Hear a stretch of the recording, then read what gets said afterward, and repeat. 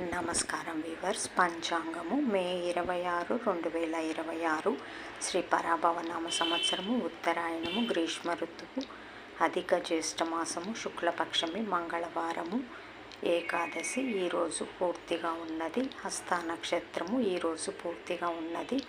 వర్షము మధ్యాహ్నం 1:11 నుండి మధ్యాహ్నం 2:54 వరకు. దుర్ముహూర్తం ఉదయము 8:10 నుండి 9:02 వరకు. తిరిగి రాత్రి 11:47 నుండి 12:39 వరకు. శుభ సమయం ఉదయం 9:30 నుండి 10:30 వరకు.